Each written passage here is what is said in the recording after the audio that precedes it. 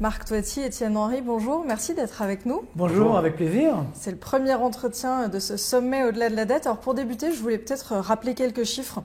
La dette publique de la France, alors vous, j'imagine que vous savez bien, mais la dette publique de la France, c'est près de 3 300 milliards d'euros. C'est 59 milliards d'intérêts annuels et on est à peu près endetté à hauteur de 120% de notre PIB. Donc la première question serait peut-être face à ces chiffres faramineux, est-ce qu'il y a vraiment une limite? On sait qu'il y a des règles de l'Union européenne, on les a allègrement dépassées, on était censé rentrer dans les clous, finalement peut-être plus par rapport à l'actualité. Donc à quel point est-on obligé de rembourser une dette? À quel point est-on réellement contraint? Il n'y a pas de limite absolue, il n'y a pas de loi divine qui dit qu'on ne peut pas s'endetter. La seule chose, c'est qu'on s'endette tant que les gens nous prêtent. Les limites de l'Europe, donc, comme vous le disiez, elles ont été allègrement dépassées, donc elles n'ont plus vraiment de sens.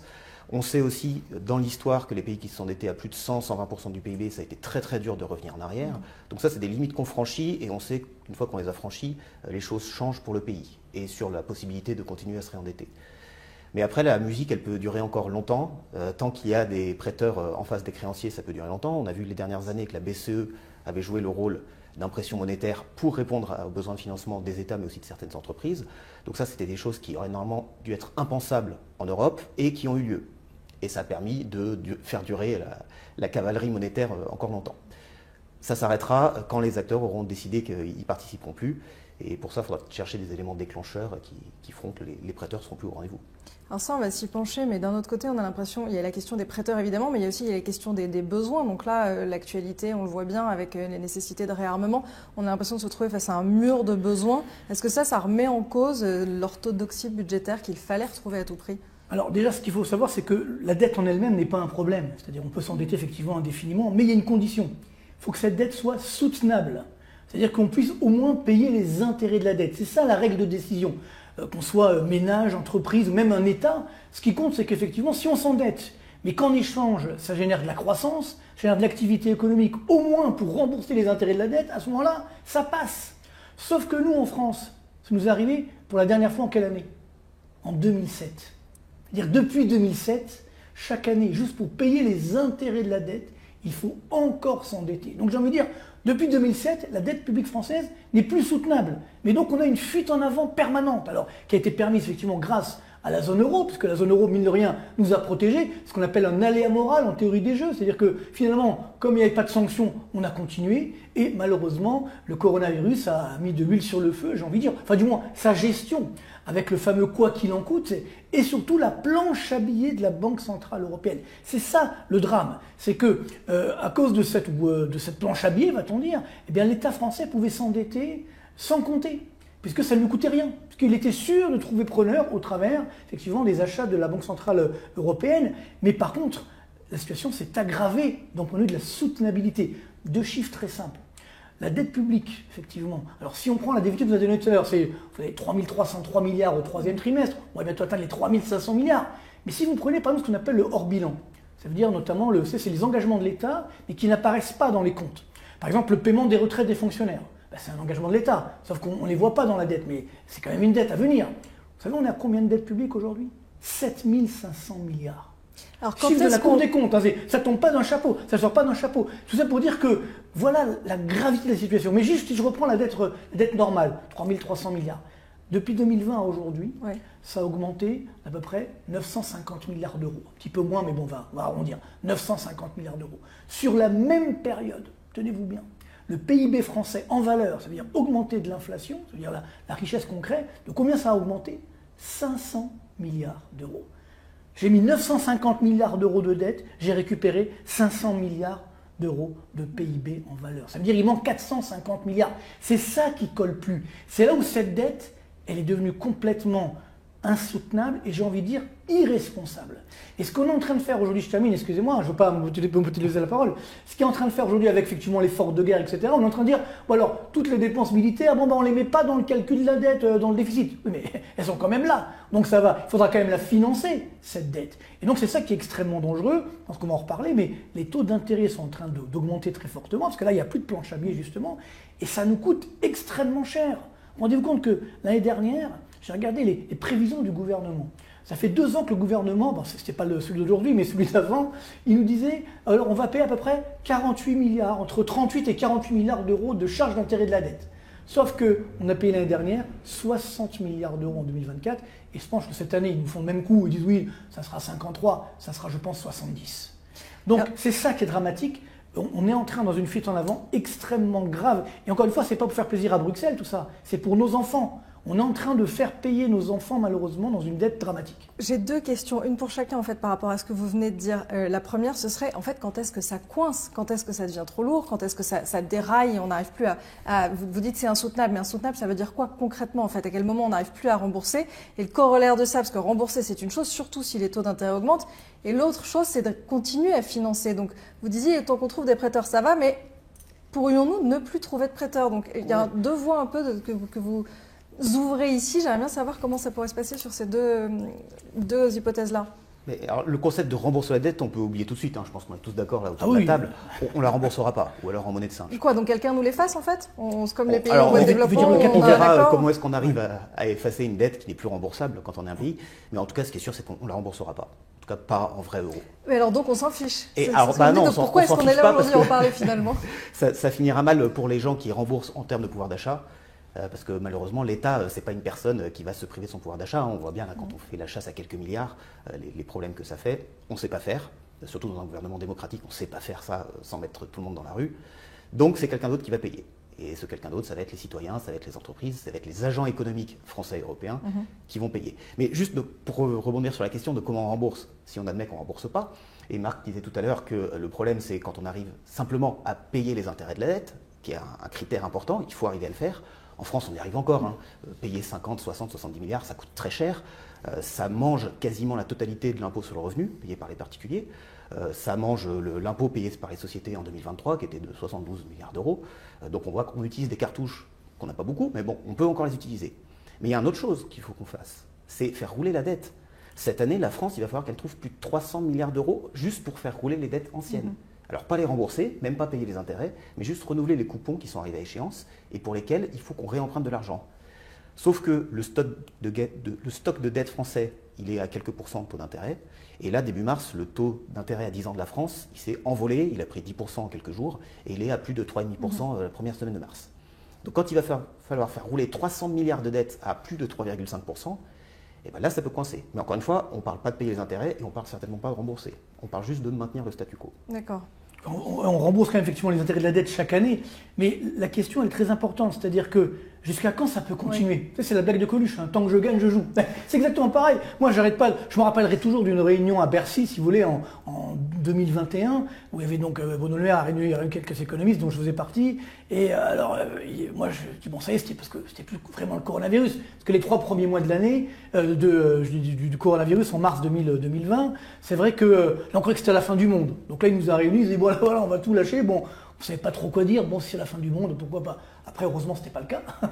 D'ailleurs, ça ressemble aujourd'hui beaucoup à ce qui s'était passé à l'époque, d'ailleurs. Mais bon, toujours est-il que là, en 2021, moi, je dis, je fais mon métier d'économiste, donc je dis bêtement, si vous voulez, entre guillemets, bon, peut-être maintenant, il faut arrêter d'augmenter la dette. Il faudra peut-être se calmer.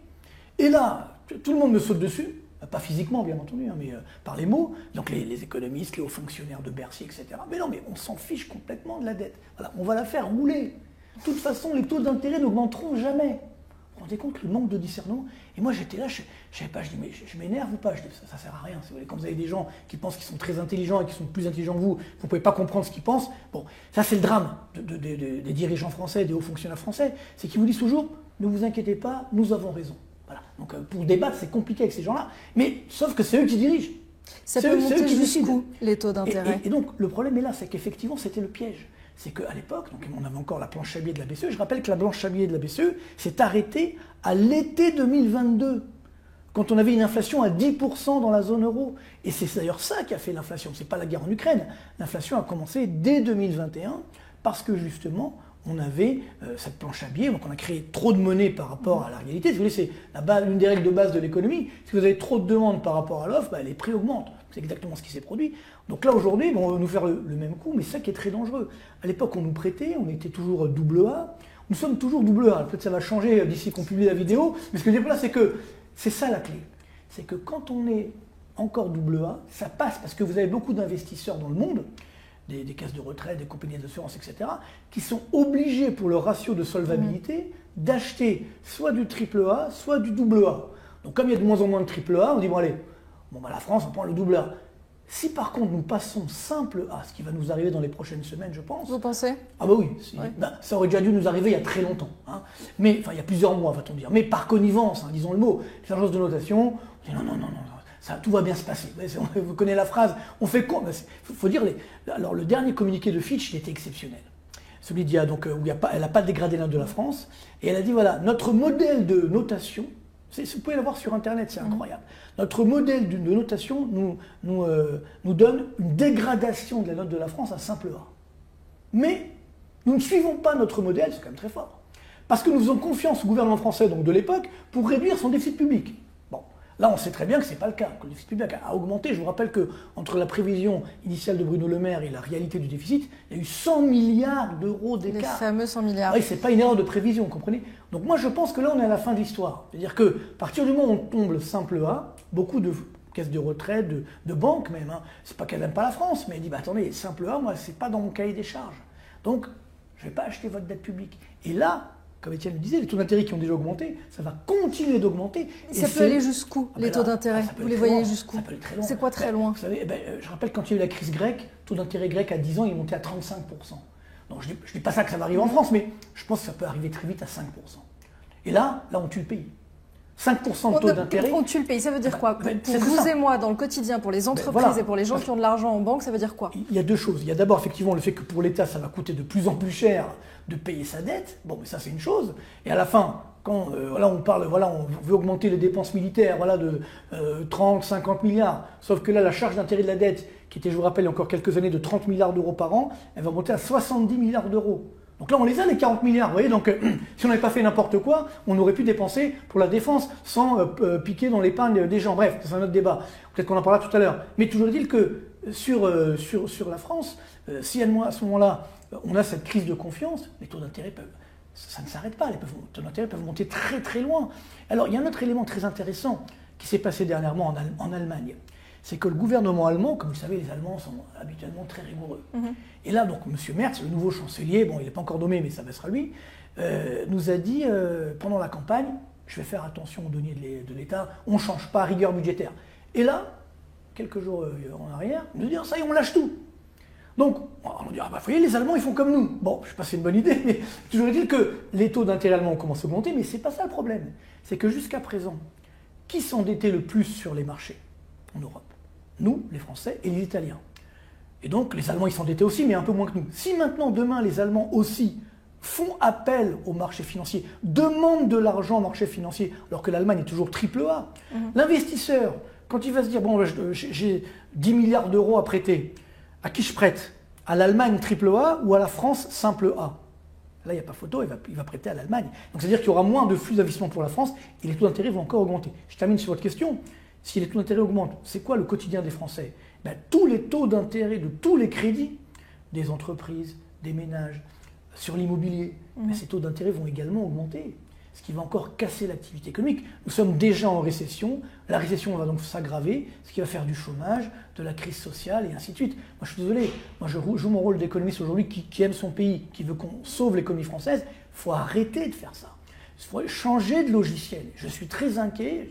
Je vais même vous dire, j'ai rarement été aussi inquiet pour l'avenir de mon pays en tant qu'économiste. Ça fait 30 ans que je fais ce métier, parce que malheureusement, là, on est en train de faire n'importe quoi, et nos dirigeants ne sont pas du tout sérieux. Et je suis très inquiet sur notre avenir, parce qu'il faut arrêter d'augmenter ce déficit et cette dette publique. Alors, beaucoup de questions. Désolé, je vous ai peut-être cassé l'ambiance, mais... pas du tout. Et au contraire, ça appelle, je trouve, beaucoup de questions. La première, ce serait...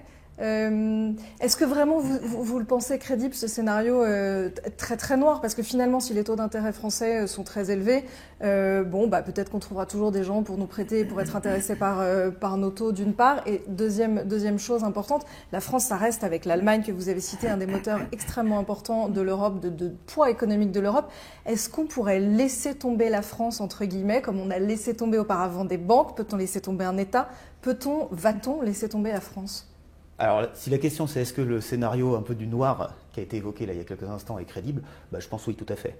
C'est pas une question de boule de cristal, c'est une question de livre d'histoire en fait. On peut regarder ce qui est arrivé aux grandes économies dans leur zone géographique à des moments clés. L'Argentine était une des plus grandes puissances économiques, le Liban était une des plus grandes puissances économiques de sa région, le Zimbabwe aussi. Ça, c'est des États en faillite qui ont fini par perdre toute crédibilité et qui ont eu beaucoup de mal à s'en relever. Toujours de la même manière, hein, c'est toujours le même scénario qui se déroule, et on peut même faire des parallèles aussi avec l'Allemagne de l'entre-deux-guerres. C'est absolument ahurissant. Quand on ouvre les bouquins d'histoire, on regarde ce qui se passe année après année, c'est les mêmes points qui se relient, toujours de la même manière, les gens n'ont pas beaucoup changé. Hein. Où que ce soit sur la planète et à quelle époque que ce soit, on a toujours envie de profiter de son pouvoir d'achat le plus longtemps possible. Donc les mécaniques, c'est toujours les mêmes. C'est-à-dire qu'on a des pays dont les attentes de pouvoir d'achat sont plus fortes que la croissance économique. Ça commence comme ça. Donc on commence par avoir des pans de la population qui se plaignent de ne pas avoir ce qu'elles méritent. On finit par distribuer des cadeaux. On a des catégories privilégiées qui ont des subventions, qui ont des aides, qui ont des sortes de distorsions de concurrence par rapport aux autres agents économiques. Alors ça peut être des tarifs fixés par l'État, des choses comme ça, ou des baisses de TVA ciblées, au hasard complet. Hein. Et à la fin, donc ça tient. Quand ça ne tient plus, l'économie est obligée de s'endetter. Alors ça peut être par le biais des agents privés ou des agents publics. Marc disait tout à l'heure, les engagements hors bilan de l'État, 4 000 milliards, c'est plus que la dette publique aujourd'hui comptablement acceptée. Hein. Donc en gros, il faut doubler tous les chiffres qu'on nous donne. Alors, ok, ils ne sont pas dépensés aujourd'hui, ces 4 000 milliards, on ne les doit pas aujourd'hui, mais on sait qu'on va les devoir.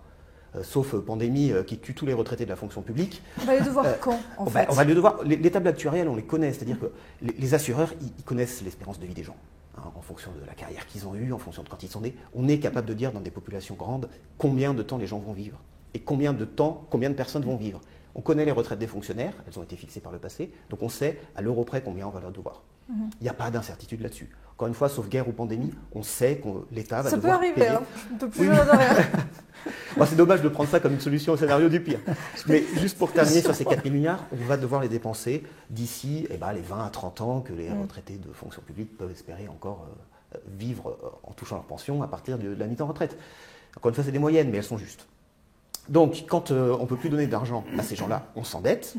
On peut jouer avec l'endettement, hein. Encore une fois, qui est-ce que c'est les agents privés ou les agents publics, mais on s'endette. On imprime de l'argent, là encore une fois, toute ressemblance avec des faits en Europe est purement fortuite. Et à la fin, les agents économiques se rendent compte que la monnaie ne vaut plus rien, la monnaie est détruite, les taux d'intérêt, ils peuvent monter à 20, 30, comme on l'a vu en Grèce, mais ils peuvent aussi monter à 100, 200% par an. L'argent disparaît. Le Zimbabwe avait pégé, donc c'était un lien fort entre sa monnaie et le dollar américain, ça a tenu longtemps, et à la fin les gens faisaient leurs courses avec des billets de milliers de milliards de dollars. Oui, ces images avec les brouettes.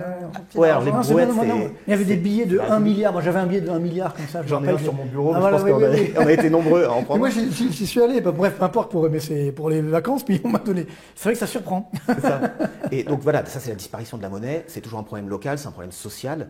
Mais surtout, c'est la 5e étape dans ce scénario en fait, de déliquescence économique qui devient de la déliquescence monétaire.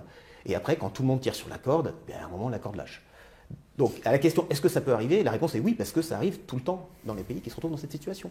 Et alors là, on en est, vous avez dit qu'il y a 5 étapes, j'aimerais bien savoir où on en est à la combienième, et j'aimerais aussi savoir ce que les particuliers peuvent surveiller, parce que vous parlez des agents économiques. Alors quand on est un agent économique ou quand on est un expert, c'est peut-être plus facile de détecter les points de bascule, mais pour le grand public, c'est pas forcément si simple. Donc il y a la note de la France, qui est un indicateur. Est-ce qu'il y en a d'autres qu'il faut suivre? Il y a aussi un élément très important, c'est aussi la part de la dette détenue par des étrangers. Ouais. Parce qu'effectivement, on me dit souvent, regardez, au Japon, ils sont à 220% de dette publique, tout va bien. Oui, mais 98% de la dette publique japonaise est détenue par des Japonais. Même aux États-Unis, on a à peu près les 2 tiers de la dette publique qui est détenue par des Américains. Et même s'il y a de plus en plus de Chinois, etc., mais c'est quand même les 2 tiers par des Américains. Et puis surtout, les Américains ont le dollar. C'est-à-dire que c'est grâce à cela qu'ils financent leur dette, ce qui, évidemment, n'est pas notre cas. Alors si je prends le cas de la France maintenant, chiffre de l'agence France Trésor, on a au 3e trimestre 54% de notre dette publique qui est détenue par des non-résidents, 54,4 exactement. Donc, alors le problème c'est qu'après c'est le flou, on ne sait pas comment se répartissent ces 54,4. Alors bon, on a des estimations, on sait que la moitié de ces 54,4 sont des Européens, donc à la rigueur, bon pourquoi pas. C'est déjà pas mal. C'est déjà pas mal, oui, mais le reste. Donc ça qui est dangereux, c'est que à partir du moment où on n'est plus crédible, en fait tout est un problème de confiance. L'économie c'est de la confiance. C'est de la crédibilité. Et donc là, il faut savoir que la Banque centrale européenne a beaucoup tiré sur la corde en faisant cette planche à billets, en laissant cette inflation filer. Là, on voit, elle baisse les taux d'intérêt. Il s'est passé quelque chose d'intéressant la semaine dernière. Enfin, au moment où on enregistre, c'est-à-dire lorsque la BCE a baissé les taux d'intérêt, c'est que justement on avait cette crainte justement sur le dérapage des finances publiques allemandes et françaises, et donc le taux d'intérêt à 10 ans a flambé. Et la BCE, le lendemain, tac, elle a baissé les taux d'intérêt. Donc normalement, ça aurait dû calmer le jeu, on aurait dit bon allez hop, c'est bon, la BCE elle est là, et non, le taux de 10 ans a continué d'augmenter. Ça veut dire que la BCE n'est plus ou de moins en moins crédible. Donc elle a beau baisser les taux d'intérêt, on se dit ça ne suffira pas, et donc l'inflation va redémarrer, la dette publique va continuer d'augmenter, donc les taux d'intérêt vont continuer d'augmenter. C'est ça, là je pense qu'on est Vous vraiment... voyez un retour de l'inflation, Oui. vous anticipez un retour de l'inflation? Déjà l'inflation n'a pas disparu, elle est toujours là. C'est-à-dire que l'inflation malheureusement, on est toujours... La zone euro en moyenne on est à 2,4% sur le mois de février, donc c'est quand même pas rien, sachant que depuis 2021 à peu près, les prix ont augmenté de l'ordre de 20%. Ouais, il faut les supporter ces 20%, donc on n'a pas eu de bascule. Et puis parallèlement, voilà, c'est les risques sur les droits de douane, les risques aussi d'économie de guerre, parce que quand il y a une économie de guerre, j'espère pas qu'on y sera bien sûr, mais l'inflation augmente. C'est-à-dire qu'il y a des rationnements, etc., il y a des boycotts et autres, donc l'inflation augmente. Donc on joue un jeu extrêmement dangereux, et moi, d'où mon inquiétude, je pense que là on est dans le point de bascule. On est en train de le vivre, on vit un moment historique. C'est-à-dire que malheureusement, nos dirigeants ne sont pas à la hauteur de la situation, je suis désolé de le dire. C'est-à-dire que moi, j'attends pas aujourd'hui qu'on nous fasse peur, qu'on nous dise « ouais, ça y est, c'est la guerre, là, ça y est, les Russes ont lancé une bombe atomique sur la France ». C'est quoi ce discours? Tout ça parce qu'on sait qu'on n'arrive pas à gérer les comptes publics, alors on dit « voilà, on va faire la guerre ». C'est pas sérieux. Vous savez, quand on regarde les chiffres, il faut regarder les chiffres. Les chiffres ne mentent jamais, comme je dis toujours. Aujourd'hui, il fait que la première puissance en termes de dépenses militaires, ce sont les Américains, avec plus de 900 milliards de dollars par an. C'est quoi la deuxième puissance? C'est l'Union européenne. Agrégés ensemble. Ah oui, d'accord, mais non, parce qu'on a l'impression que l'Union européenne, il n'y a pas d'argent, il n'y a pas de dépenses militaires. 320 milliards, vous savez, ça a augmenté de combien de pourcents en 10 ans? 89%. Les dépenses militaires dans l'Union européenne. On partait très bas aussi. D'accord, mais on est encore... Non, mais ce que je veux dire par là, c'est que si vous augmentez, parce que là, on a un plan de 800 milliards, ça veut dire qu'on va monter à 1000 milliards. Vous comprenez? Donc, même pendant la guerre froide, on n'avait pas ça. Donc, alors, deux choses l'une. Soit on a des informations que nous n'avons pas, c'est peut-être très grave, peut-être effectivement Poutine là, il est en train de préparer le bouton, ok, mais si ce n'est pas le cas, pourquoi faire ça? Est-ce que ça peut rapporter, est-ce que ça peut relancer l'économie? Non, pas du tout. Ce sera pas je termine, parce que je vais laisser la parole à la tienne, mais attendez, regardez les chiffres, les indicateurs avancés, avant même cette économie de guerre. On a une situation aujourd'hui, la France est la lanterne rouge de l'économie mondiale, ça fait 5 mois que ça dure. Donc évidemment, là aujourd'hui, qu'est-ce qui se passe? Alors oui, l'économie de guerre, si on fait de l'industrialisation, etc., oui, mais ça va prendre des années. Par contre, à court terme, qu'est-ce qui se passe? Les ménages ont peur. Les entreprises... Moi, j'ai pas arrêté, je fais des conférences pour tous les chefs d'entreprise, un peu pour toute la France. Depuis la semaine dernière, je vois les coups de fil que j'ai. Qu'est-ce qu'on fait? On a des projets d'investissement, on arrête, on les fait pas. Je dis, il faut quand même les maintenir sur le long terme. Ça. En Europe? Vous vous rendez compte à quoi on joue là? Nos dirigeants, ils sont là pour apaiser la situation, pas pour mettre de l'huile sur le feu. Or, c'est exactement ce que nous sommes en train de faire aujourd'hui, enfin que nos dirigeants sont en train de faire. Donc moi je pense que c'est là le point de bascule, parce que justement c'est la confiance. Si demain ces investisseurs mondiaux, mais également français, nous disent « écoutez les gars, on vous aime bien, on aime bien la France, la Tour Eiffel c'est super et tout, sauf que la dette publique française on ne peut plus l'acheter, c'est trop dangereux. » Vous vous rendez compte la claque qu'on va se prendre? Et moi je ne veux pas en arriver là. Donc c'est le rôle des économistes, je suis désolé, de dire la vérité, non pas pour faire peur, pour qu'on arrive à réagir en conséquence. Et là, on fait exactement l'inverse de ce qu'il faudrait faire. Vous partagez ce constat, là, on n'est pas à l'aube d'un rebond, quel qu'il soit, en matière d'économie, il n'y a pas aucune dynamique possible qu'on puisse activer? Sur l'économie réelle, en vraie économie productrice, qui fait du pouvoir d'achat, j'y crois pas une seconde. Mais je pense que là, le tour de passe-passe, si on peut dire comme ça, de la BCE, c'est un enfumage comme on a eu ces dernières années. On a eu la même chose pour le Covid, on a eu la même chose pour le début de la guerre en Ukraine, là on a la même chose pour le réarmement. Comme disait Marc, il faut regarder les chiffres, ils ne mentent pas. Bon là on nous dit 800 milliards, ça va être 1000 milliards, peut-être 1200 bientôt. Il faut se souvenir d'une chose, c'est que l'Europe a mis en gros 100 milliards pour sauver la Grèce, il y a une bonne dizaine d'années. 100 milliards qui sont devenus 300 milliards très rapidement. Pour le Covid, on a dit allez on va mettre 700 milliards sur la table pour contrer le virus. On a oublié qu'on pouvait imprimer des euros, mais on n'imprime pas des masques, on n'imprime pas des vaccins, on ne soigne pas les gens avec des euros, c'est vraiment juste l'impression monétaire. Bon, les 700 milliards, ils sont devenus 2500 milliards. Là, on dit, en début de nouvelle impression monétaire, parce que moi j'appelle ça comme ça, on dit on va mettre 1000 milliards sur la table. Donc ces 1000 milliards, ils vont devenir 3000 milliards rapidement. Enfin, ça fait pas... Pour moi, il y a peu de chances qu'on en reste à 1000 milliards. Je sais pas ce que Marc en Oui, pense, oui, non, mais c'est vrai que vu présenté comme ça fait encore plus peur. En fait, tous les 2-3 ans, on a une raison. Je dis pas qu'elles sont mauvaises, les raisons. Hein. C'est très bien de sauver la Grèce, c'est très bien de soigner les gens. Mais là, je pense qu'on n'a plus les moyens de le faire. On sera bloqué avant.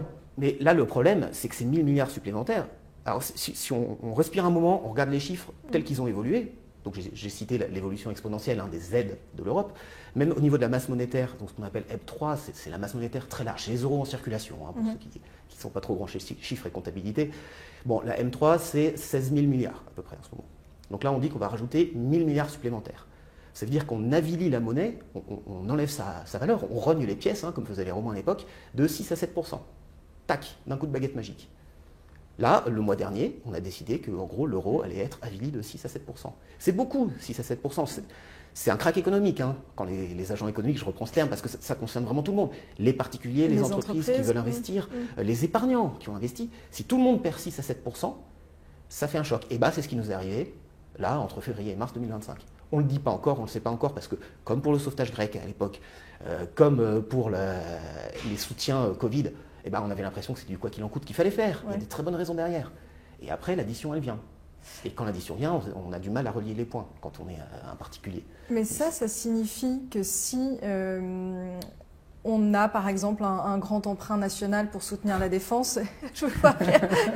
Ça veut dire qu'il faut mieux pas trop y aller, il faut mieux pas trop y souscrire. Qu'est-ce que vous en pensez des solutions évoquées aussi pour financer cette défense du point de vue de l'épargnant, je veux dire. Moi, ce qui m'épate négativement, si vous voulez, c'est que on n'arrête pas de se dire, il faut trouver de l'argent quelque part. Mais attendez, on a 57% de dépenses publiques en France par rapport à notre PIB. On peut peut-être réallouer une petite partie de ces pourcentages, peut-être pour justement le réarmement. Donc on coupe les dépenses, comme aux États-Unis un peu, avec le Doge, c'est ça? Oui, sauf que les Américains, ils sont à 37% de dépenses publiques par rapport au PIB. On est à 57. Les Américains, ils font quand même. Alors ils vont le faire, mais ils ont beaucoup moins de raisons que nous de le faire. Mais nous, on dit non, nous on va continuer. Il faut trouver de l'argent ailleurs. Donc qu'est-ce qui va se passer? Il y a j'entends, on verra ça quand ça va sortir, mais là on nous dit on va peut-être réallouer une partie du livret A. Et là on a un petit problème, parce que le livret A, c'est pas les ultra riches, le livret A c'est la classe moyenne. Et donc le livret A c'est pour le logement social. Oui. Donc si cet argent va pour l'armement, c'est très bien, mais sauf que le logement social on en fait quoi? Sachant que le logement, on a une crise du logement en France, comme vous le savez, qui est dramatique, et de la construction, donc ça fait un impact économique dramatique là aussi. C'est dangereux, même d'un point de vue juridique, je ne sais même pas si on a le droit. Alors après, on peut créer un autre type de livret, ou alors faire un grand emprunt, mais il va falloir le rémunérer. Vous voyez, pour attirer le chaland, on va dire, on va proposer peut-être 3-4%, je ne sais pas, de rendement, plus que ce qu'il y a sur le marché normalement. Bien sûr. Oui, sauf que ça coûte cher. Donc la charge d'intérêt de la dette, elle va encore augmenter. Vous voyez. Et attention, si vous détenez des obligations, parce que c'est le b.a.-ba de la finance, vous détenez des obligations qui ont un rendement de 2,5% ou 3%, et qu'après le taux d'intérêt monte à 5%, le cours de vos obligations, il baisse. Donc vous perdez de l'argent. Vous comprenez? Donc, on joue un jeu. Il n'y a pas de situation favorable pour le particulier en ce moment. En fait, moi j'ai envie de dire aujourd'hui, carpe diem. C'est-à-dire, mais c'est blague à part, oui, il faut profiter de l'instant présent, parce que quand je vois nos dirigeants, vivement des élections, vivement qu'on ait des économistes sérieux, si vous voulez, qui prennent le pouvoir. On ne va pas faire de politique, mais il n'y a pas tellement d'économistes sérieux sur les rangs aujourd'hui des futures élections. Mais c'est ça le drame, il n'y a pas d'offre. Je vais être très honnête avec vous, on ne fait pas de politique bien sûr, mais moi, ça fait 30 ans que je fais ce métier, on m'a souvent sollicité, etc. Mais à chaque fois que j'ai failli y aller, heureusement que je ne suis pas allé, à un moment j'ai posé la dernière question, vous allez me laisser faire ce qu'il faut faire? Ah non. Non, parce qu'il y a d'autres contingences. Alors, ça ne sert à rien d'y aller. Mais donc, tout le problème est là, c'est-à-dire que tant qu'on n'a pas une volonté politique forte de baisser la dépense publique, de lutter contre les fraudes sociales, fiscales, d'améliorer le fonctionnement de la dépense, de baisser les impôts également, pour redonner du pouvoir d'achat. Moi, toutes les autres mesures, à mon avis, c'est que pour gagner du temps, et c'est ça qui est extrêmement dangereux. Donc voilà pourquoi, je veux pas faire peur, mais c'est vrai qu'aujourd'hui, pour l'épargnant, il n'y a pas tellement de solutions. Alors, sauf sur le long terme, sur du très long terme. C'est quoi, la bourse toujours? La bourse, les marchés actions, éventuellement l'immobilier, parce qu'il a quand même pas mal baissé, il va encore un peu baisser, mais sur le long terme, pourquoi pas. Donc voilà, ça les taux sont élevés, donc il faut s'endetter pour l'immobilier. Oui, alors, là, les taux ont un petit peu baissé, mais néanmoins, ce qu'il faut savoir, c'est que là, comme les prix ont un peu baissé quand même sur l'immobilier, ça peut redevenir intéressant à l'achat. Il faut savoir qu'aujourd'hui, il y a quand même beaucoup de Français qui malheureusement se sont endettés justement pour acheter leurs biens immobiliers et puis ils n'ont pas forcément la moyen de rembourser. Donc ils se disent, je vais vendre mon bien, peut-être je vais faire une offre. Et là, il y a des opportunités. Les crises sont toujours des phases d'opportunité. Voilà. Donc, il faut avoir une vision de long terme. Évidemment, un petit peu d'or, c'est la fameuse part pour la soif. Je me rappelle quand l'or était à 1000 $, j'avais dit, il faut en mettre un petit peu. Mais non, 1000 $, c'est beaucoup trop cher, l'once, etc. On est à quasiment 3000 $. Bon, donc, du coup, ça peut aller, on ne sait pas là aussi, mais c'est sûr qu'il faut se prémunir, voilà, il faut se protéger. Et donc, moi, c'est aujourd'hui ce qui m'inquiète, c'est que malheureusement, il n'y a pas tellement d'offres, il n'y a pas tellement justement d'opportunités, mais il va falloir prendre des bonnes décisions. Et je suis désolé, pour moi, la bonne décision, c'est pas la guerre. Alors, le fait de dire ça aujourd'hui, je ne suis pas pro-russe, non, pas du tout, moi je suis pro-France. Ce que je veux dire, je suis pour sauver nos entreprises, pour sauver notre économie, pour sauver notre épargne. Et ce qui est fou, c'est quand on dit aujourd'hui, non, on aimerait bien qu'il n'y ait pas la guerre. Ah, vous êtes pro-russe, vous? Attends, mais c'est quoi ce discours?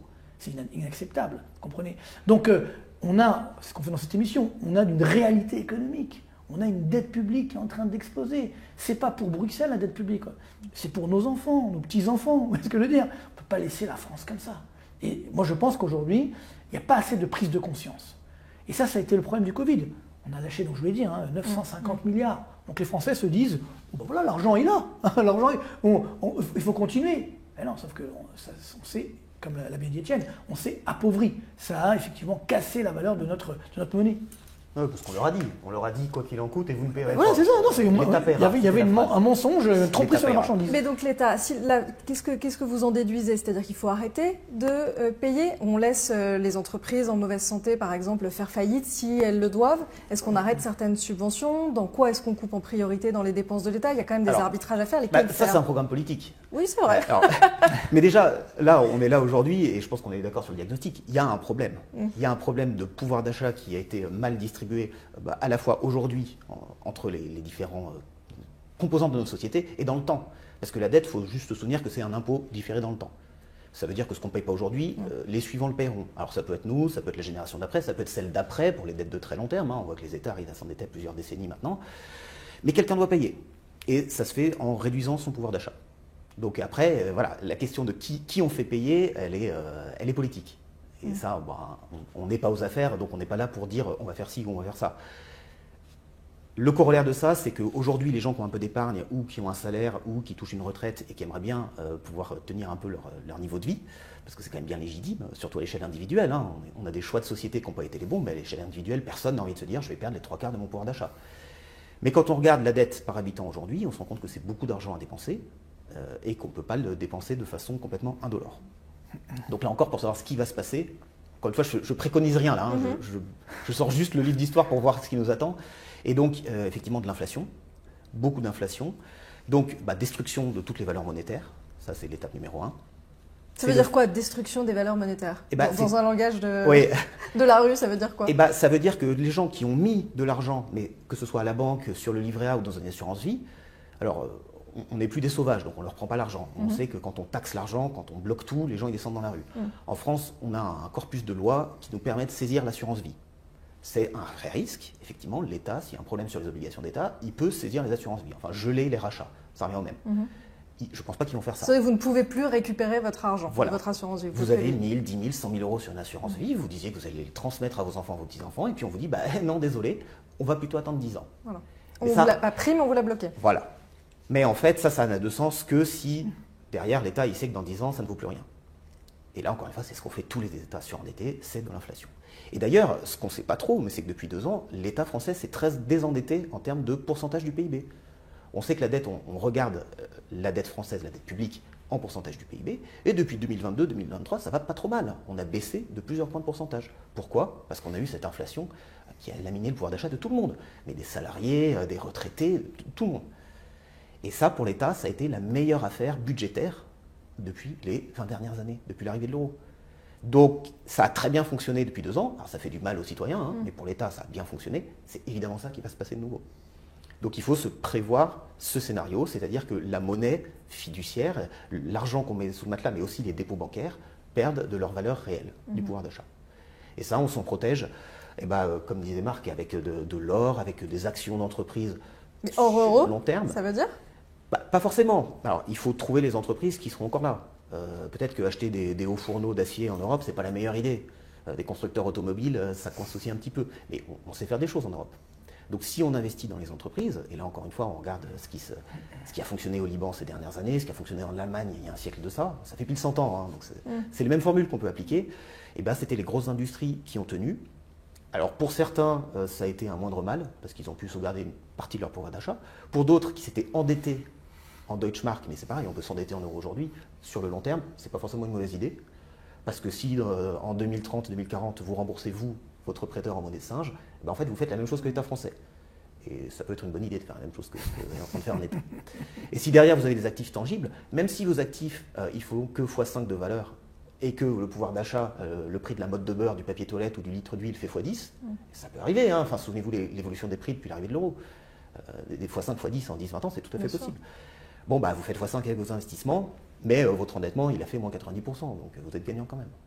Alors, je voudrais revenir un peu plus haut, un cran au-dessus. Vous parliez de la Grèce tout à l'heure. Est-ce qu'on peut aussi, puisqu'on parle d'histoire, revivre un scénario à la grecque, qui cette fois-ci concernerait la France, avec même cause, un peu même effet, c'est-à-dire diminution des retraites, diminution des indemnités chômage, aller taper au portefeuille en fait pour réduire drastiquement les dépenses. Malheureusement, c'est le grand risque. Si vous voulez. Alors, moi, j'ai bien vécu la crise grecque, parce que j'allais souvent à l'époque faire des conférences, on avait des clients, etc. J'étais dans une autre vie, j'étais donc chef économiste d'une grande banque française, et puis également après, bon bref, peu importe, je pense dans le détail. Et j'ai vécu cette crise, et si vous voulez, c'est une catastrophe. C'est-à-dire que pour les gens, pour le pays. C'est-à-dire que moi, je me souviens au début de la crise.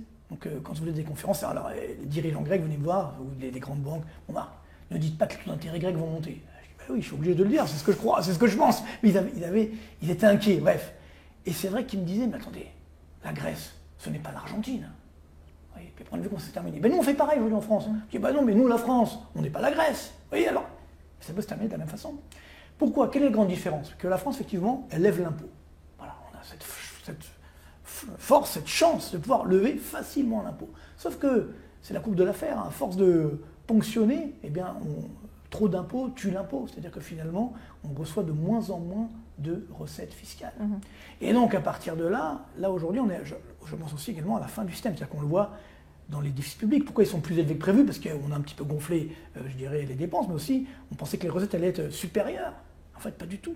Donc ça veut me dire qu'il y a, quand vous regardez, pas compliqué, record historique de défaillance d'entreprises. Bon, il n'y a pas d'impôt sur les sociétés, mais surtout derrière, il y a du chômage. Tous les salariés disparaissent. On n'a pas parlé du chômage encore. Et oui, donc le chômage explose. Vous comprenez? Alors c'est vrai que dans les statistiques, on ne le voit pas. Là, on a eu un miracle. Au 4e trimestre 2024, le taux de chômage a baissé, alors que l'emploi n'a jamais autant détruit d'emplois depuis la dernière récession de 2008-2009. Comment vous l'expliquez ça? Parce qu'en fait, on a sorti les chômeurs des statistiques, mais ils sont quand même là. Donc c'est un tour de passe-passe. Oui, c'est statistique. Mais rendez-vous compte que là, on ne peut pas tricher sur l'emploi, parce que quand vous perdez un emploi, vous perdez un emploi.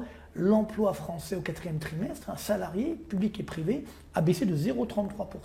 Vous pouvez regarder, j'en parle sur ma chaîne YouTube, mais notamment, mais c'est vrai qu'on a, alors pendant le Corona, on a connu ça pendant un trimestre, mais ça n'a pas duré, mais sinon, il faut avoir des phases de grave récession pour avoir de telles baisses de l'emploi sur un seul trimestre. C'est très grave ce qui est en train de se passer aujourd'hui, vous comprenez? Donc, chômage, destruction d'entreprises, donc elles sont où les recettes fiscales?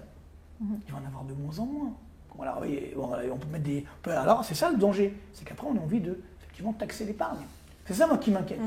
Et je vous rappelle que quand on me dit oui, parce qu'on peut créer un impôt temporaire, vous savez, ou alors, je me rappelle la CSG. CSG créée en 80, c'est par Michel Rocard.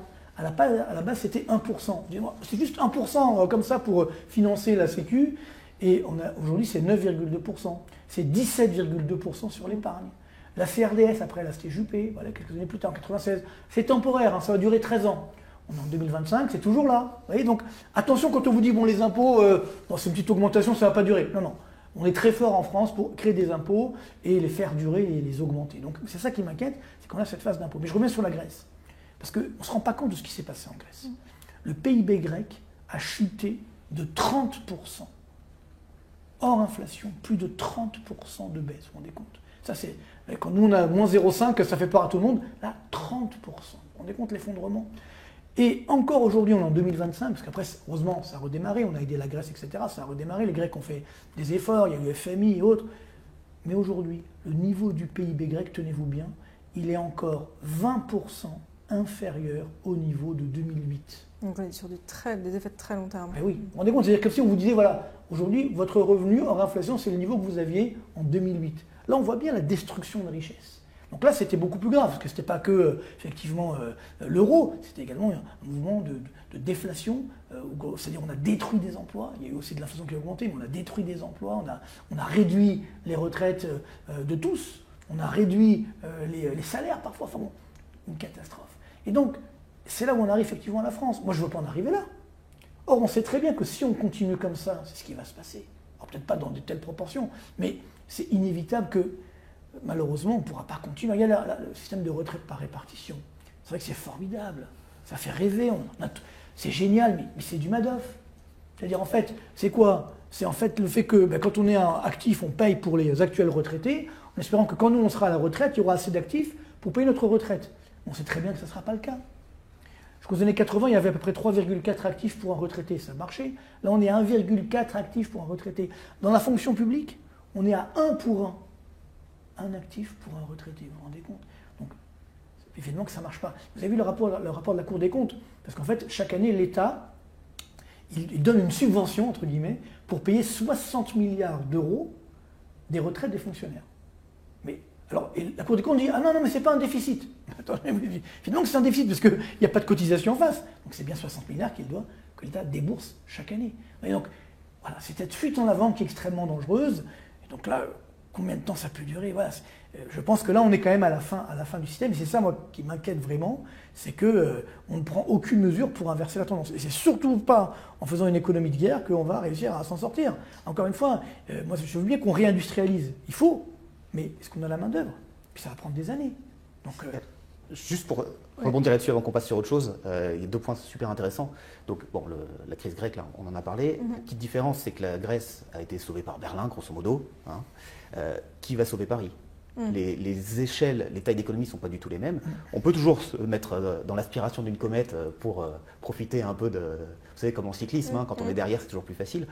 La France, c'est quand même gros comme PIB. C'est beaucoup d'habitants, c'est beaucoup de PIB. Si on veut sauver tout ça et combler le déficit français, l'Allemagne, elle a déjà beaucoup à faire là en ce moment. On voit qu'elle se met à... Elle abandonne l'orthodoxie budgétaire qui était pourtant un petit peu sa marque de fabrique. On ne sait pas où ils vont. Ce qui est sûr, c'est qu'ils ne vont pas nous traîner derrière eux. Ça, c'est la première chose. Deuxième chose, par rapport au PIB, on n'est pas non plus dans un super état en France. Même si on a globalement une croissance du PIB là, ces dernières années, si on regarde en termes de PIB par habitant, on n'est même pas au niveau de 2008. 2008, c'est un moment aussi, hein. Ça fait plus de 15 ans. Le français moyen aujourd'hui, parce que PIB par habitant, c'est vraiment une moyenne, hein, donc on prend que les gens qui travaillent. Alors quand les comptes sont maquillés, bah oui, ça veut dire qu'il y a peut-être beaucoup de gens qui bossent beaucoup, mais il y a aussi beaucoup de gens qui ne travaillent pas du tout. Bref, le français moyen, il est moins riche aujourd'hui qu'il était en 2008. Donc forcément, attendre du pouvoir d'achat dans ces moments-là, c'est compliqué. Et enfin, la troisième chose, parce que ce qui a été rappelé aussi, c'est qu'on dit beaucoup que la dette n'est pas un problème parce que la France, elle sait lever de l'impôt. Ça, c'est vrai, mais ce qui fait la solvabilité d'un pays, ce n'est pas la capacité à lever de l'impôt, c'est la capacité à lever plus d'impôts qu'aujourd'hui. Quand on veut améliorer les comptes, il faut lever plus d'impôts. Moi, personnellement, je ne suis pas un pessimiste, hein, mais je ne considère pas que la France soit en capacité de lever plus d'impôts que ce qu'elle fait aujourd'hui. Est-ce qu'on est mieux qu'Athènes? Ça, je ne suis pas certain.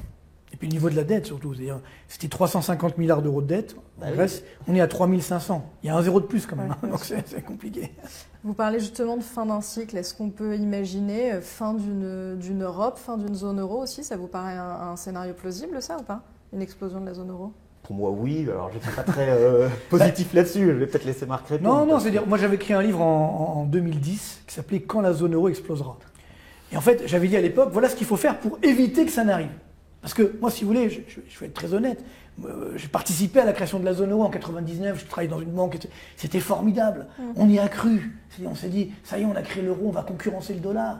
C'était une chance énorme, si vous voulez. Et on a tout gâché. Enfin, pas nous, les dirigeants européens ont tout gâché, malheureusement. Et donc, c'est vrai que on sait très bien, on parlait tout à l'heure d'histoire, Étienne à juste titre, on parlait d'histoire. C'est important l'histoire. C'est qu'on a eu des tentatives d'union monétaire entre des pays différents, ça, il y en a eu plein. Les seuls qui sont restés, c'est quand à la fin, il y a eu effectivement une harmonisation complète de ces pays-là, voire une harmonisation fédérale. Donc, après, on peut être pour ou contre, mais on savait très bien depuis le début que s'il n'y a pas d'harmonisation fiscale, réglementaire, des marchés du travail, un budget fédéral, on savait très bien que l'euro ne pouvait pas continuer. Et on s'est dit, c'est pas grave, on continue, on va, tiens, allez, maintenant, on va être 20 pays de la zone euro, puis on ne se ressemble pas, c'est pas grave. Et même au sein de la zone euro, on voit bien ce qui se passe. On fait du dumping fiscal. Bien qu'aujourd'hui, bon, bien sûr l'Irlande, mais également le Portugal, l'Italie, voire l'Espagne, ils ont réussi à sortir de l'énergie européenne, mais pas nous. Donc il y a des distorsions au sein même de la zone euro. Donc c'est évident que ça ne peut pas continuer comme ça. Donc soit on se dit, allez, on fait un grand soir de l'euro et puis on essaye de sauver l'euro, soit malheureusement, je pense que l'euro ne pourra pas continuer comme ça. Et sachant que, quand tout à l'heure on parlait des règles, il s'est passé quelque chose d'assez incroyable aussi la semaine dernière, que Mme der Leyen a dit, finalement, les règles de pacte de stabilité, on s'en fiche complètement. C'était peut-être la seule règle qu'on essayait de respecter, pas nous les Français, hein, mais certains pays de la zone euro, ça y est même ça. Et ça inquiète les marchés ou... Évidemment. Ouais. Vous savez, mais sauf que, j'ai regardé, vous savez combien de fois, il y a eu 26 ans de la zone euro jusqu'à présent, combien d'années la France a respecté le critère de déficit public par rapport au PIB? 6 fois. 6 fois sur 26, c'est pas beaucoup. Hein. C'est-à-dire pendant 20 ans, on a fait exactement... Mais donc pourquoi changer? l'inverse. Puisque finalement personne ne nous tape jamais sur les doigts qu'il n'y a pas de conséquences. C'est ce que j'évoquais tout à l'heure, c'est que tant qu'effectivement il n'y a pas de conséquences, c'est l'aléa morale. Ben, on continue. À partir du moment où effectivement il y a une conséquence, là ça peut être dangereux. Et si l'Allemagne demain dit, bon bah écoutez finalement, on dérape nous aussi, c'est-à-dire qu'il n'y a plus de garde-fou, à quoi on va se raccrocher? Donc, et c'est ça aussi, ce qui nous permet, tout à l'heure je parlais de confiance, ce qui a permis à la BCE de faire la planche à billets, finalement, c'était qu'on avait quand même confiance dans la zone euro, parce qu'il y avait l'Allemagne. Bon, les Allemands, c'est un peu les gardiens du temple, entre guillemets, avec les Pays-Bas, etc. Si maintenant, même eux, ils deviennent français, et ils disent, bah ça y est, on rase tout, c'est fini, on s'en fiche complètement, on dérape sur les comptes publics. Alors déjà, dans un premier temps, ça va nous enlever nos financements de notre dette, puisque les investisseurs vont payer la dette allemande et pas la dette française. Mais après, à moyen terme, la zone euro, dans sa totalité, elle est plus crédible. Et c'est ça, je pense, aujourd'hui, le match. Moi, ce qui m'inquiète, c'est que, voilà, on est français, on est européen, mais ce qui m'inquiète, c'est que on se moque de Trump. Là, j'entendais dernièrement là, M. Attali dire quand même, Trump, il est exactement sur le chemin d'Hitler. Vous vous rendez compte ce qu'il a sorti quand même? C'est pas sérieux. Comment on peut parler? Bon, ça veut dire que l'establishment, là, aujourd'hui, ils sont en panique. Mais, en fait, Trump, on peut l'aimer ou pas l'aimer, mais il a très bien compris ce qui est en train de se passer. Alors, qu'est-ce qu'il a compris? Parce qu'aujourd'hui, on entend aussi quand même qu'il y a beaucoup de craintes sur l'économie intérieure américaine, sur la croissance. Donc, je vais vous dire, où est-ce qu'il va? Trump, il a très bien compris qu'en fait, les Américains, ils sont en sursis, comme nous. Et nous, on ne l'avoue pas. Les Américains, en fait, comment ils tirent leur épingle du jeu? Grâce au dollar, j'ai évoqué tout à l'heure. C'est que, en fait, tout le monde veut du dollar. C'est-à-dire que le dollar, c'est encore aujourd'hui 50% des transactions mondiales, alors que le commerce américain, c'est que 11% du commerce mondial. Donc les 2/3 du commerce en dollars ne sont pas américains. Réserves de change, presque 70% des réserves de change sont en dollars. Donc il y a une demande mondiale du dollar. C'est grâce à ça que les Américains s'en sortent. Si demain, il n'y a plus ce référent dollar, si demain le dollar n'est plus la réserve de change mondiale, si demain on paye le pétrole en yuan, par exemple, c'est ce que je veux dire, donc plus en dollars, les Américains vont s'effondrer. Et c'est ce que Trump a compris. D'ailleurs, dans ses accords, vous savez, dans le deal qu'il fait sur les droits de douane, il dit aux pays, notamment en Asie, il dit, écoutez, si vous continuez de libeller vos produits en dollars et d'acheter dans vos réserves de change du dollar, je ne vous mets pas de droits de douane. C'est de la négociation. Vous voyez. Et parce qu'il sait très bien que le jour où ça va s'arrêter, les Américains vont s'effondrer. Et la chance qu'il a, Trump, c'est que les Chinois, ils ne sont pas prêts. Parce que le concurrent du dollar, bon, le yen a essayé, ça n'a pas marché. L'euro a essayé, ça n'a pas marché. Donc non, c'est le yuan. Sauf que les Chinois, ils ne vont pas se laisser avoir. D'abord, il faut une devise forte pour concurrencer le dollar. Sauf que si le yuan est trop fort, c'est que le yuan, c'est une devise, il y a le contrôle d'échange, et bien la Chine va s'effondrer. Donc comme ils vont mal un peu économiquement les Chinois, ils disent non, mais nous, on n'est pas pressés. Je pense que ça arrivera dans 10-15 ans. Et Trump, il a compris ça. Donc qu'est-ce qu'il est en train de faire là? Il est en train de faire une sorte de deal entre donc, États-Unis, Chine, Inde, qui sont donc les deux locomotives de la croissance mondiale, peut-être Russie éventuellement, et nous, l'Europe, là-dedans, on est quoi? C'est ça qui m'inquiète. On a créé l'euro justement pour ne pas en arriver là, pour pouvoir concurrencer les États-Unis, concurrencer le dollar. Et c'est exactement l'inverse de ce qui est en train de s'opérer. Donc, il faut arrêter de faire du dogmatisme.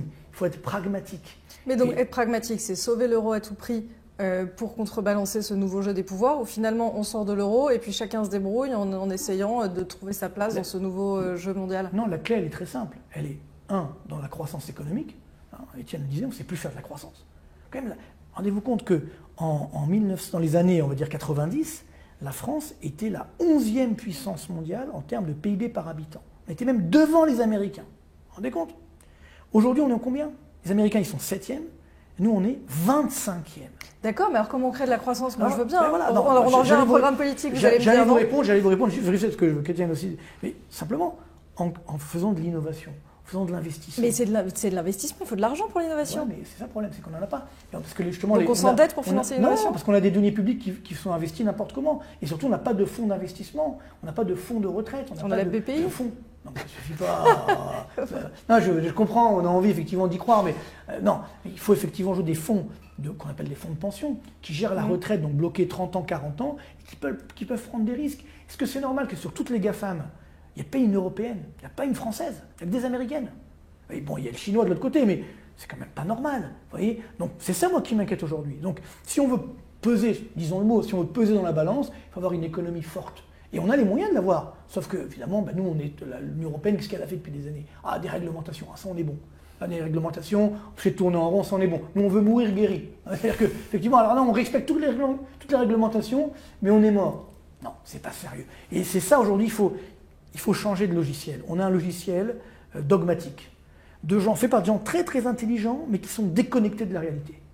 On les connaît, c'est la fameuse technocratie, les hauts fonctionnaires. Je n'aime pas trop, mais ils ne sont pas tous comme ça. Heureusement, d'ailleurs, il y a des hauts fonctionnaires vraiment formidables. Mon père était fonctionnaire. Il n'était pas haut fonctionnaire, mais il était quand même fonctionnaire.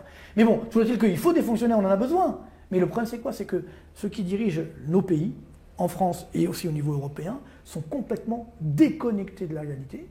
Ou alors, ils obéissent à des lobbies, donc ce qui, évidemment, n'arrange pas la situation. Donc voilà, on sait ce qu'il faut faire. Il faut être pragmatique. Donc l'issue de cette crise de la dette, si on résumait en un mot, ce serait retrouver la croissance. C'est l'enjeu. Après, l'issue, on y arrivera ou pas? Ce que l'on aimerait atteindre, en tout cas.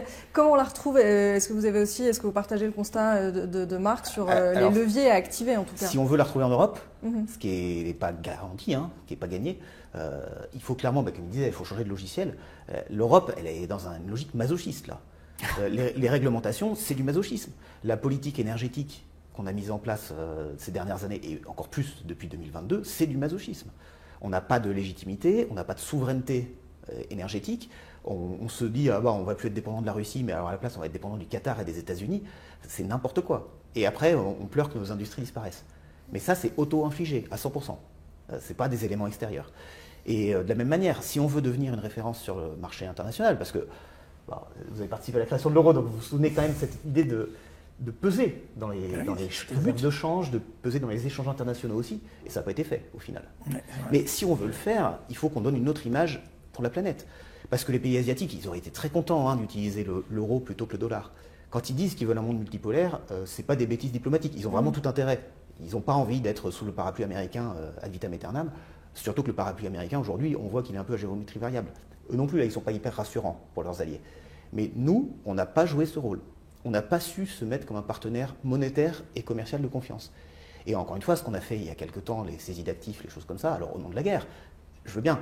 N'empêche que sur l'aspect économique, là encore une fois, c'est un extrêmement mauvais signal à l'international. Alors les Suisses, c'est pas l'Europe, mais on n'est pas très loin d'eux non plus. Quand ils renversent la hiérarchie des créanciers, quand ils ont des faillites bancaires, et que personne ne dit rien, et qu'en Europe on regarde ça en disant « Oh, c'est pas bien, mais c'est intéressant comme manière de faire ». Bon, les investisseurs, ils le voient ça. Ils le savent. Et la confiance dans les banques européennes, elle est encore moins forte que dans les banques américaines. Pourtant, Dieu sait qu'elles ont des problèmes, les banques américaines. Ouais. À l'international, on n'est pas crédible. On n'est pas crédible sur l'aspect monétaire, on n'est pas crédible sur les taux aussi. Comme Marc le disait tout à l'heure, la BCE, elle baisse ses taux et les emprunts d'État, ils montent. Quand le monétaire et l'obligataire, ils se séparent comme ça, c'est un signal fort. Ça veut dire que les étrangers, les agents économiques, ils ne répondent pas au signaux de la BCE. Donc comment est-ce que les pays du Moyen-Orient, comment est-ce que les pays d'Asie du Sud-Est, pourquoi est-ce qu'aujourd'hui, ils se diraient on va mettre des euros, on va stocker des euros, c'est ça qui va nous sauver de la fin du dollar. Parce que le dollar, on n'en a pas parlé, ce n'est pas l'objet aujourd'hui, mais ils sont aussi dans une situation catastrophique en termes d'endettement, en termes de déficit, en termes d'impression monétaire. Et eux non plus, la courbe de leur taux, elle ne suit pas bien les évolutions de la Fed. Donc ils ont leurs propres problèmes à régler. Et malgré tout, le monde veut encore du dollar. C'est dommage. Le monde devrait vouloir de l'euro aujourd'hui. Et il n'y a que si on arrive à être crédible, mais ça ne se décrète pas. Et autant les citoyens européens, les entreprises européennes, elles se font taper dessus, se font matraquer de réglementation, tout est punitif en Europe. Les étrangers, ils ne sont pas obligés de jouer à ce jeu-là. Et du coup, ils ne jouent pas. Le jour où on arrivera à être un petit peu plus attractif, les gens seront prêts à sortir du dollar. C'est à nous de le faire. Moi, je pense malheureusement c'est trop tard. Je pense que malheureusement, voilà, moi je fais beaucoup en Asie et je suis vraiment surpris du fait que justement ils nous regardent quasiment plus. On est effacé de la carte, ça y est? Bah, je n'irai pas jusque-là, mais c'est-à-dire qu'ils aiment bien, non? Effectivement, pour le tourisme et tout, ils aiment beaucoup, les vins français, ils adorent. Ouais. C'est bien, c'est génial, et ça suffit pas. C'est quoi, en termes de destination d'investissement, de partenaires industriels, commercial? Oui, je pense que c'est ça, c'est surtout, encore une fois, ce qui compte aujourd'hui, c'est qu'il faut regarder les forces en présence. Les locomotives de la croissance mondiale, il y en a 3. Il y a l'Inde, qui est devenue la locomotive devant même la Chine. La Chine et les États-Unis. Voilà. L'Europe, elle est où? On ne la voit pas. C'est-à-dire qu'on est la zone où il y a le moins de croissance dans le monde depuis 25 ans. Il faut le savoir. Alors, par contre, c'est vrai, voilà, nous, là, en termes de production de règles, de réglementation, on est numéro 1. Ça, il n'y a pas de problème. Mais non, c'est pas comme ça qu'on avance, si vous voulez. Et c'est ça qui m'inquiète. Et alors, le pire, c'est qu'on donne des leçons. Vous voyez, on dit, bah non, mais si, voilà, il faut faire ci. Et même d'un point de vue géopolitique, d'un point de vue géostratégique, d'un point de vue diplomatique, vous vous rendez compte ce qui est en train de se passer quand même devant nos yeux. C'est-à-dire que finalement, on ne va pas faire de la politique, mais l'Ukraine, on dit que c'est l'Europe. Là, les Américains disent, bon maintenant finalement j'arrête, ah ben, nous, ah ben, on ne peut rien faire. Ah, on va prendre dans l'épargne des gens pour... Attendez, vous vous rendez compte, c'est très grave. Bon, bref, tout ça pour dire que l'Europe maintenant, c'est devenu un nain économique, politique, géopolitique, diplomatique. C'est triste, parce que nous sommes Européens, nous sommes Français. Donc c'est quand même triste. Et on veut continuer comme ça. Donc il faut vraiment changer complètement de logiciel et on ne change pas parce que les dirigeants ne changent pas. Les dirigeants sont effectivement les mêmes. Regardez, c'est amusant là parce que j'entends maintenant il y a un mouvement, on veut boycotter. D'abord, je vais revenir juste sur le boycott des produits russes, ça m'avait amusé, Étienne en parlait tout à l'heure. Ça c'est intéressant de voir parce que, rappelez-vous Bruno Le Maire qui disait « Ah, on va faire s'écrouler l'économie russe ». Vous vous souvenez de ça? Oh, super. De combien le PIB russe il a augmenté depuis 2022? Il a augmenté de 6%. La France hors inflation. Plus 4% à la France. Suivi du FMI, il n'y a pas de trucage. États-Unis, 8,5%. D'ailleurs, c'est les Américains qui ont profité le plus avec la hausse des prix des matières premières, etc. Bref. Et surtout, le problème, c'est que, oui, on a une sorte de péché d'orgueil. C'est-à-dire qu'on se dit, on va bloquer les Russes, c'est fini, ils sont morts, plus personne ne va rien leur acheter. Mais le monde, c'est pas que l'Europe et les États-Unis. Donc, qu'est-ce qu'ils ont fait, notamment les Russes? Ils ont pris leur pétrole. Avant, l'Inde n'avait pas accès au pétrole russe. Les Russes ont vendu effectivement le pétrole et également du gaz à l'Inde. L'Inde l'a racheté, l'a raffiné, puis comme il en restait, elle l'a revendu à l'Europe. On dit, mais c'est pas du pétrole russe. Attendez, c'est pas sérieux. Oui. C'est-à-dire, on est dans le dogmatisme et on ne veut pas regarder la réalité. Donc là, on fait exactement le même coup avec les Américains. On dit, oh là là, on va boycotter les Américains. Bon, ok, très bien. Alors, on oublie que Coca-Cola, McDo, tout ça, je fais pas de pub, mais c'est produit ici en France, donc c'est les producteurs français qui vont malheureusement en souffrir, notamment les agriculteurs pour la viande, etc., des chaînes américaines de restauration. Mais bon, ça c'est un autre problème, mais bon, c'est quand même dramatique, donc c'est nous qui allons payer. Mais j'ai regardé les chiffres. Vous savez, c'est combien les exportations américaines vers la France? C'est 0,1% de leur PIB. De leur PIB? De leur PIB américain. Nos exportations américaines vers la France, ouais. C'est 0,1% de leur PIB. On dit, oh là, on va vous boycotter. Ouais. François Hollande dit, oh, on va faire très mal à Trump. Ah oui, ça, 0,1%, ça va leur faire très mal. Ça, c'est sûr. Par contre, nous, c'est combien? Nous, c'est 2% de notre PIB, nos exportations. Alors, c'est pas non plus énorme, mais c'est quand même pas rien. D'autant que c'est l'un des rares pays avec lesquels on a un excédent extérieur. C'est surtout ça, effectivement. Comprenez? Donc, je pense à tous nos agriculteurs, etc., nos producteurs de vin, de cognac et autres, ça va être compliqué parce que si on s'amuse à boycotter comme ça, bon. Tout ça pour dire que, voilà, il faut avoir, encore une fois, du pragmatisme et du réalisme. Le drame en France, moi je le vois, comme on dit, vous êtes trop pessimiste. Je ne suis pas pessimiste, moi je suis optimiste. Ah, vous n'êtes pas connu pour votre optimisme. J'ai toujours, parce que vous me connaissez pas assez, mais j'ai toujours été optimiste. En 2009, parce qu'Étienne s'en souvient, j'étais le dernier à dire que ça allait redémarrer. Alors que, bon, c'est en train de s'effondrer. Mais ça ne veut pas dire qu'il ne faut pas être réaliste. Mais moi, je rêverais d'annoncer des bonnes nouvelles pour la France, mais il m'en faut, je ne vais pas les inventer. C'est ce que je veux dire. Donc aujourd'hui, je suis désolé, c'est pas parce qu'on dit la vérité. Mais le problème, c'est que quand vous dites la vérité aujourd'hui, eh ben, vous êtes complotiste ou vous êtes pro-russe. Il faut arrêter quand même. Moi, cette dérive m'inquiète énormément. C'est-à-dire que on se doit de dire la vérité, non pas pour faire peur, mais pour réagir en conséquence. Et j'espère, je le souhaite vraiment de tout mon cœur, qu'on va réussir à transformer notre modèle français, à prendre les bonnes mesures. Juste là, vous parlez parce que vous parlez des mesures à prendre. Moi, j'en ai. Bon, j'ai pas le temps de tout détailler, mais j'ai fait des simulations, etc. Vous pouvez les voir sur ma chaîne YouTube notamment, où je propose justement de réduire de 50 milliards d'euros les impôts, 25 milliards sur la CSG, 25 milliards sur les entreprises, réduire les charges qui pèsent sur les salaires, donc c'est-à-dire augmenter le salaire net. Bon, toute une série de mesures, lutter contre la fraude fiscale et sociale. Et à la fin, donc j'ai réduit mes impôts de 50 milliards, mais je baisse quand même mon déficit de 80 milliards. Comment? Parce que je vous l'ai dit. Donc je réduis mes dépenses de fonctionnement, 50 milliards d'euros également. Parce que les dépenses de vous réduisez vos dépenses de fonctionnement? Ben oui. Mais sur quoi? Sur quel poste en priorité? C'est ce qui augmente le plus. Regardez, c'est ça qui est incroyable. Ça, les Français ne le savent pas. Parce que dans la dépense publique, effectivement, c'est comme le cholestérol. Il y a le bon et le moins bon. Donc c'est comme la dette, c'est la bonne dette, la mauvaise dette? Oui. Si ma dette, c'est ce qu'ont fait les Américains en partie, si ma dette, elle finance de l'investissement, elle finance de l'innovation, elle finance de la croissance, elle finance de l'emploi, mais c'est une très bonne dette. Mais si par contre ma dette, elle finance des dépenses de fonctionnement, et là je vais vous donner un chiffre très simple, des 3 dernières années, les dépenses de fonctionnement en France, donc ça veut dire le fonctionnement, c'est les salaires, les frais de bouche, etc. Bref, ça a augmenté de plus de 16%. La dépense publique, sur la même période, de 12%. Donc il y a un problème. Mais ça, tout le monde peut comprendre. Quand votre entreprise va mal ou quand même vous avez des problèmes financiers, qu'est-ce que vous faites? Vous commencez par réduire vos dépenses de fonctionnement. C'est du bon sens. Que fait l'État? Il les augmente. Vous vous rendez compte?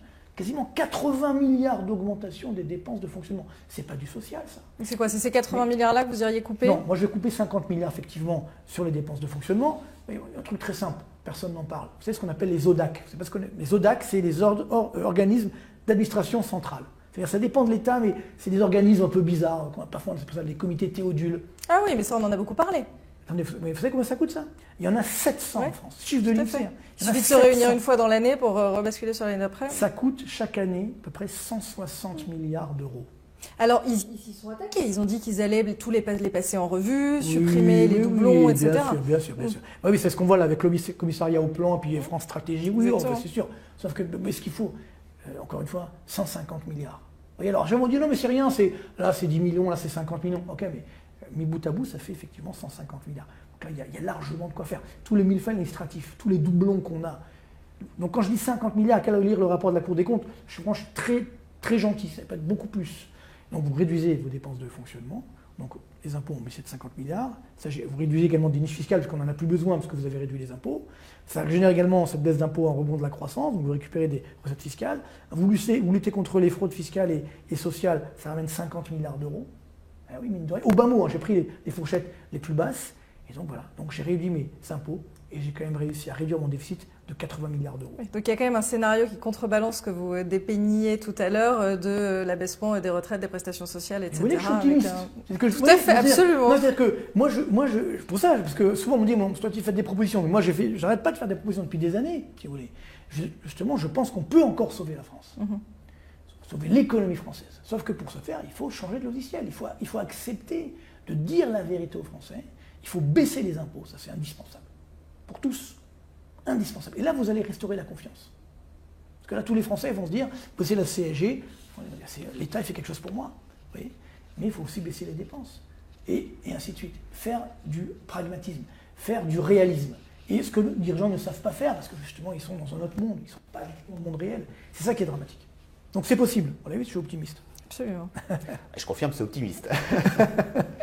Là, c'est une bonne idée sur le temps long. D'ailleurs, il faut le faire. Bien sûr. Moi, mon inquiétude, c'est sur le temps court. Qu'est-ce qu'on fait? Parce qu'aujourd'hui, les épargnants qui sont à la retraite ou en fin de carrière et qui ont envie de profiter des fruits de leur travail ou de le transmettre, ils n'ont pas forcément 20-30 ans de réindustrialisation à attendre devant eux. Et à court terme, quand on fait ça, quand on tape dans la dépense publique inutile, malheureusement, la dépense publique, c'est un extrêmement bon moyen de huiler les rouages économiques. Et en fait, on se rend compte que l'économie française, quand on regarde dans le détail, elle fonctionne marginalement avec des très mauvaises choses, qui sont donc la dépense publique inutile et l'augmentation des prix de l'immobilier.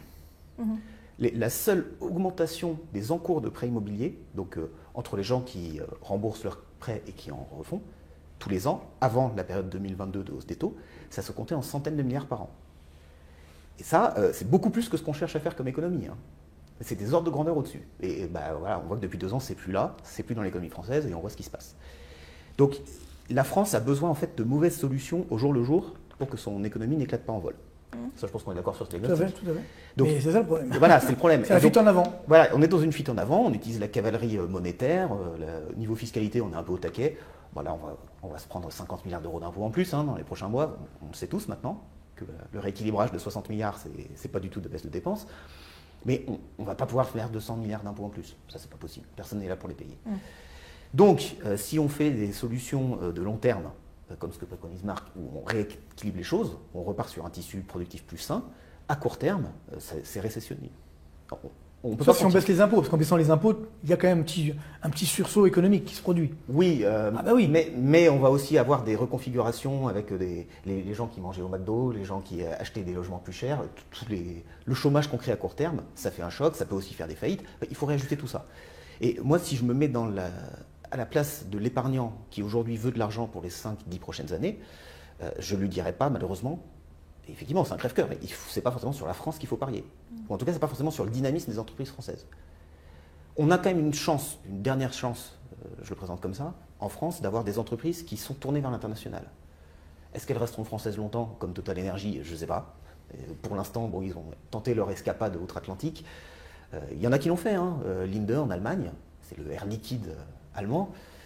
L'action de mon père de famille, que tout le monde détenait, ils sont partis maintenant outre-Atlantique. En Italie, Prysmian, ils vont se coter à Wall Street. Bon, il y a ce mouvement des entreprises qui tournent vers l'international. Et en France, on a la chance d'avoir encore des entreprises dont le siège social reste en France, mais dont l'activité française devient de plus en plus négligeable. Et ça, c'est plutôt une bonne chose pour l'épargnant français, parce que ça veut dire qu'on peut être exposé au dynamisme mondial.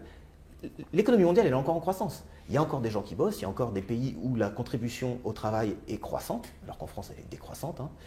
Et on peut en profiter en utilisant le proxy des entreprises françaises qui se sont internationalisées. Mais parier, à mon sens, aujourd'hui, à court terme, sur une réindustrialisation de la France, sur une augmentation des talents, c'est très optimiste.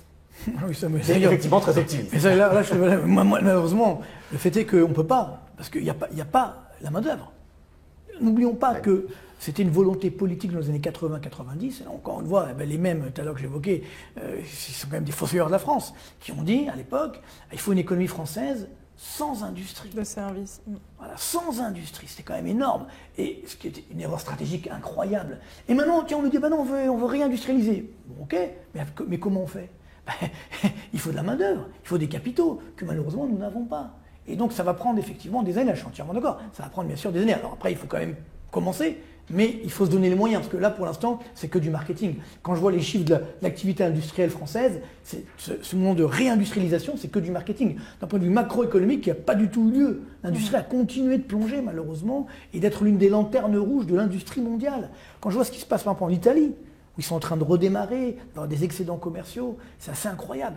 Et cette année, l'Italie a annoncé une baisse des impôts de 30 milliards d'euros. C'est pas l'Allemagne, c'est l'Italie. Donc c'est ça qui m'inquiète aujourd'hui, c'est que voilà, des pays qu'on avait tendance à toiser un petit peu, à prendre de haut, par exemple l'Italie, elle est en train de nous dépasser aujourd'hui. Parce que justement, ils ont pris le taureau par les cornes, disons le mot. C'est-à-dire qu'à un moment, il faut dire stop, et on va essayer de contrôler notre pays. Nous, on le laisse comme ça à volo, en disant, là, ça va faire du chômage, il ne faut rien faire, il va y avoir tout le monde dans la rue. Moi, ça fait 30 ans que j'entends ça, si vous voulez. J'ai vu tous les dirigeants français, l'Élysée, Matignon, les Bercy, etc. Mais ils ne sont plus là maintenant, mais c'était une catastrophe. C'est-à-dire qu'on aurait pu, à plusieurs reprises, réformer la France. Et on n'a pas voulu, les dirigeants n'ont pas voulu, par manque de courage, certainement, et par manque de volonté. Parce qu'il faut aussi une volonté. Je pense qu'aujourd'hui, il y a les deux. Il n'y a pas le courage, il n'y a même pas la volonté de réduire malheureusement les dépenses publiques. Il n'y a aucune volonté, ça c'est clair. Jamais. D'ailleurs, on le voit aujourd'hui, on dit on va réduire la dépense. C'est pas vrai, elle augmente. Mais elle augmente moins que ce qui était prévu. Vous voyez, donc voilà, il y a des solutions. Après, il faut avoir effectivement un courage politique pour les mettre en place. Et puis après, il faut l'adhésion de la population. Le problème, et là on touche à notre problème, c'est qu'il n'y a pas de culture économique en France. Alors ceux qui nous regardent, peut-être, ils en ont un petit peu, etc. Puis ils aiment l'économie, ils aiment la finance, etc. Donc bravo, continuez de diffuser effectivement la bonne parole économique, c'est important. Mais malheureusement, au sens large, il n'y a pas cette culture économique. On a une culture de lutte des classes. Nous, ce qu'on veut, effectivement, on veut détruire. Alors, Et moi je me dis souvent, moi je viens des cités HLM d'Orly, si vous voulez. Donc si j'avais eu cette stratégie de dire je vais tout casser, je serais encore dans ma cité HLM. Vous voyez. Donc moi je voulais construire, je voulais m'en sortir. Et je pense qu'aujourd'hui, quand je vois qu'il y a un taux de chômage des moins de 25 ans de 60% dans les cités HLM, je veux dire, c'est quoi la probabilité de s'en sortir, de faire du deal, de faire etc. Non, c'est pas sérieux. Vous comprenez? Donc voilà, c'est pour toute cette jeunesse. Quand je vois qu'on a un taux de chômage moyenne nationale des moins de 25 ans de 21%, catégorie A, c'est-à-dire, bon bref, c'est quand même triste tout ça. Donc je me dis, il faut réhabiliter l'économie, il faut apprendre l'économie à l'école. Mais la vraie économie, pas... parce que quand vous lisez les manuels d'économie de seconde, c'est un tract politique, si vous voulez, ça fait peur. Donc voilà, il faut dire aujourd'hui les choses, que l'entreprise crée de la richesse, que le ménage crée de la richesse, que l'épargne crée de la richesse, etc. Mais qu'on est tous dans le même bateau. Voilà. Et donc, et moi, des fois, c'est vrai que je me suis beaucoup heurté avec beaucoup d'économistes. À mon époque, parce que bon, maintenant je commence à être un peu âgé, entre guillemets, mais moi j'étais chef économiste de la Banque Populaire, j'avais 27 ans à l'époque. Et je me rappelle, il y a un économiste de l'époque, bon, il est encore là, donc on le voit de moins en moins, mais il est encore là, bref, qui était déjà âgé à l'époque, mais là, maintenant, il est très âgé. Et donc, il m'avait dit, Marc, il y a un problème avec toi. Parce que j'étais l'un des premiers à essayer de démocratiser l'économie. Maintenant, il y en a plein, tant mieux d'ailleurs. Et il m'avait dit, Marc, écoute, il y a un problème avec toi, on te comprend trop quand tu parles. Tu comprends, nous, on est des experts, donc tu dois être une distance avec les gens. C'est pour ça que les Français, ils n'aiment pas l'économie. Vous comprenez?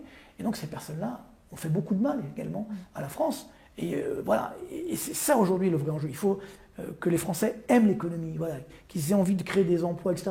Qu'est-ce qui se passait avec les micro-entrepreneurs là, dernièrement? Allez, on va leur augmenter le seuil sur la TVA, etc. Les pauvres chéris, voilà, ils essayent de s'essayer justement à l'entreprise. Allez hop, non. Il faut savoir ce qu'on veut, vous comprenez? Non. Donc voilà, moi c'est ça qui... Mais comme c'était facile, il a dit on va faire ça. Et puis ça marchait, un truc qui marche. Voilà, un truc qui marche, c'est pas bon. C'est comme pourquoi on a baissé les dépenses militaires pendant des années en France. Parce qu'on dit, là au moins, c'est la grande muette. L'armée ne dit jamais rien. Donc on a pu nous dire, oh mince, on n'aurait pas dû baisser. Ben oui, attendez les gars, il faut rien. Tout ça par manque de courage. Vous voyez, donc voilà. C'est ça, je pense, les solutions existent, mais évidemment, ça va prendre du temps. Et alors peut-être juste une dernière question, parce que c'était une très bonne conclusion, donc on pourrait en rester on s'arrête là. Alors. Voilà. Mais j'avais juste quand même une question, parce que vous avez parlé de ce qu'aimaient les Français, ils sont quand même assez attachés à l'immobilier, vous avez parlé de l'immobilier tout à l'heure. Est-ce qu'on pourrait imaginer aussi, imaginer est-ce crédible, ou faut-il s'inquiéter plutôt, de voir un peu les choses se gripper et une sorte de crise généralisée, c'est-à-dire qui toucherait l'immobilier, qui toucherait les marchés actions, qui toucherait le chômage. Voilà. Est-ce qu'il faut s'inquiéter d'un scénario un peu de réaction, de crise en chaîne dans les mois, trimestres à venir? Ça, on est en plein dedans. Ça a déjà commencé. Pire que maintenant. Ça a déjà commencé.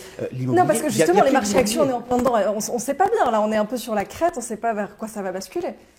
Oui, mais alors, bon, si la question était sur l'immobilier, parce que l'immobilier, c'est quand même une grande part du patrimoine, les Français restent extrêmement attachés à la pierre. Et heureusement ou malheureusement, c'est un attachement qui est un petit peu impulsif, viscéral et un peu irrationnel par certains côtés, parce que le patrimoine immobilier, surtout chez les classes moyennes, est très surreprésenté par rapport au patrimoine financier. Ouais. Et derrière ça, donc on a cet attachement viscéral qui ne fait pas forcément prendre les bonnes décisions par rapport à l'immobilier.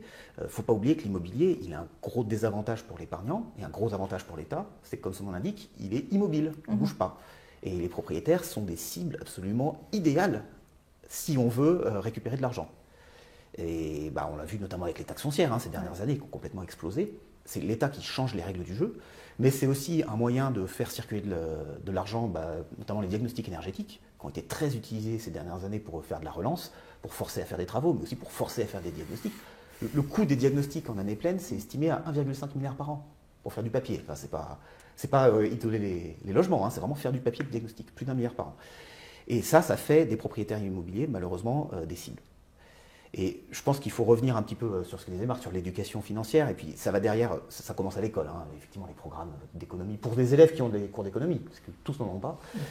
Et après, ça se transcrit aussi dans la sphère médiatique, où il faut, et politique, mais la politique n'est que la conséquence de ce que les gens sont prêts à entendre, il faut dire aux gens, il faut réhabiliter le privé, dire aux gens qu'on peut créer de la richesse en investissant, en travaillant.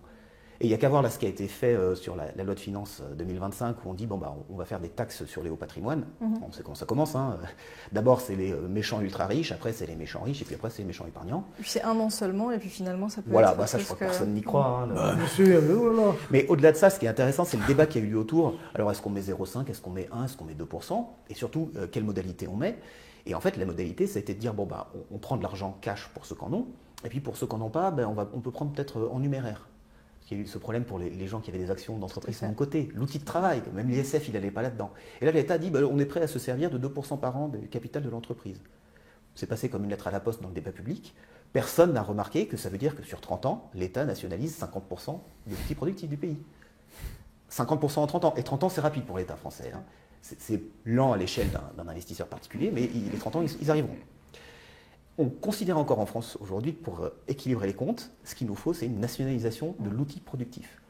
Et ça, il faudrait qu'effectivement les particuliers soient vent debout contre ce genre de mesures, qu'on dise « Ok, on paye nos impôts, c'est normal, ça fait partie du jeu de la vie sociale, mais on laisse au privé, au secteur privé, le soin d'investir, le soin de posséder des capitaux, le soin d'allouer les capitaux comme il veut, parce que l'État n'est pas du tout le meilleur investisseur. » Et ça, c'est pareil, la Cour des comptes qui a été beaucoup citée aujourd'hui, elle le dit, rapport après rapport, l'État actionnaire est un très mauvais investisseur. On n'a pas besoin de la Cour des comptes pour le dire. Hein. Voilà. Ce qu'il a annoncé là dernièrement, le ministre de l'économie, qu'il allait créer une commission pour alerter des dérapages des comptes publics. Mais attendez, on a des chiffres, hein, on sait lire. Hein. On n'a pas besoin d'une commission.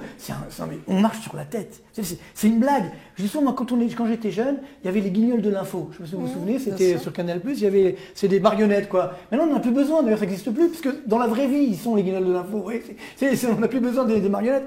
Non, c'est pas sérieux, franchement. C'est triste. C'est triste aujourd'hui. Et alors, pour quand même terminer sur une note positive, parce que j'ai envie, malgré tout, parce que c'est tellement horrible, on fait que dire que la vérité. Hein, n'oublions pas que l'économie, c'est cyclique, effectivement. Donc, par exemple, souvent, on me dit « alors vous avez annoncé le marasme, etc. » Je dis « Oui, mais il a eu lieu. » On me dit par exemple, oui, vous avez dit que les prix de l'immobilier allaient baisser. Attends, mais ils ont baissé en 2007-2008, ils ont baissé très fortement. Après, ça a remonté, mais évidemment. C'est ça, l'économie. Les marchés boursiers, il y a des fois des phases de crack. Alors, c'est que depuis la planche à billets, marché boursier, c'est à part pour le coronavirus, mais même quand il y a des guerres, etc., ça baisse pas trop, parce qu'il y a trop de liquidités, et donc ça fait flamber effectivement les marchés boursiers, quoi qu'il arrive ou quoi qu'il en coûte. Mais toujours est-il que quand on me dit, mais attendez, vous avez annoncé une situation catastrophique. Je dis, mais attendez, c'est pas catastrophique ce qui est en train de se passer aujourd'hui. La récession en France, le chômage qui augmente, destruction d'emplois, les entreprises qui vont faillite. Qu'est-ce qu'il vous faut de plus? Ah oui, la guerre peut-être. Ok, mais là c'est Macron, il s'en occupe. Non, franchement, il faut être sérieux. Et c'est là où je veux être rassurant, c'est qu'il ne faut pas avoir peur des crises. Moi, je le dis à tous les clients que je conseille, les entreprises, que je ne fais pas le conseil en particulier, je le dis toujours. D'ailleurs, j'en profite pour dire attention, parce qu'il y a des fausses pubs sur moi, comme quoi je dis acheter tel ou tel produit. Non, ça, c'est pas moi. Donc, ne répondez surtout pas sur ça. C'est incroyable, mais bon, ça, c'est un autre problème. Mais j'y pense là, voilà ce que je dis. Mais toujours dire que, voilà, on a besoin, effectivement, de respiration. Donc, quand on a une crise, c'est pas grave. Simplement, ça se reconnecte à la réalité économique. Quand les marchés boursiers vont trop haut, ou l'immobilier va trop loin par rapport aux revenus des ménages, il faut que ça se reconnecte. Et après, ça redémarre. Donc, les crises en tant que telles, ça fait du bien. Et ce que je dis toujours aux chefs d'entreprise, je leur dis, les crises sont toujours des phases d'opportunité. Donc, il faut toujours développer des stratégies anti-crise, notamment en termes d'innovation, de niche, etc., d'international. Donc, voilà, oui, ça va être compliqué là. On va vivre une période, je pense, compliquée. Mais mieux vaut la vivre maintenant pour pouvoir effectivement redémarrer. Parce que plus ça tarde, plus ça va être difficile. Vous savez, tout à l'heure, je disais souvent que je vais rencontrer nos dirigeants depuis des années. Et je leur disais, je ne vais pas donner de nom, mais notamment une fois on a failli arriver. Mais malheureusement, on l'a pas fait, c'était il y a très longtemps maintenant. Et je lui avais dit, vous savez, si vous ne réformez pas maintenant dans la douceur, on va devoir le faire, mais dans la douleur. On dit, mais non, ça se fera. Bon, bref. Et sauf qu'on ne l'a pas fait dans la douceur, donc maintenant on va devoir le faire dans la douleur. Il faut être honnête. Après, ça redémarrera. Mais voilà, tout à l'heure on l'évoquait, encore faut-il trouver les personnes qui sont prêtes à cela. Et je suis désolé, parce qu'on me pose souvent la question, pour l'instant je n'ai pas trouvé. Il n'y a personne aujourd'hui qui est capable, en tout cas qui annonce de réformer la France dans le bon sens du terme, en modernisant la France, qu'ont fait tous les pays du monde, sauf nous. Et même si on est les Français, on est village d'Astérix, donc on est très fiers effectivement, mais quand même, de temps en temps, il faut se remettre sur la réalité. Et donc c'est comme ça qu'on sortira de la crise de la dette, mais je pense qu'aujourd'hui, je suis désolé de le dire, on va connaître cette crise de la dette dans les prochains mois. Donc, et là, on va toucher le fond de la piscine, et peut-être que là, alors soit on creuse encore, bon j'espère pas. Ça va être dur de rajouter un zéro. Ça va être dur encore, voilà. Soit effectivement, on pourra rebondir. En tout cas, c'est tout le mal que je nous souhaite. Merci beaucoup, c'est Avec tout le plaisir. mal que je nous souhaite. Merci pour ce tout le bien. Tout le bien, exactement. Merci en tout cas Marc Toiti et Étienne Henry d'être venus partager vos vues aujourd'hui sur ce sujet important de la crise de la dette. Crise de la dette, je retiens, à laquelle on n'échappera pas, dans laquelle on est déjà même à plein et que l'on peut suivre grâce aux indicateurs et aux phases que vous avez mentionnées.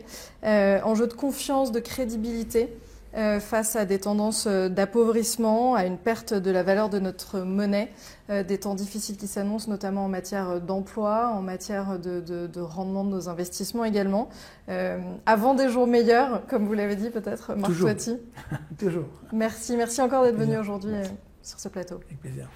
Si vous avez apprécié le contenu de cette vidéo, n'hésitez pas à télécharger via le lien en description de la vidéo les rapports exclusifs rédigés par Marc Toiti et Philippe Béchade.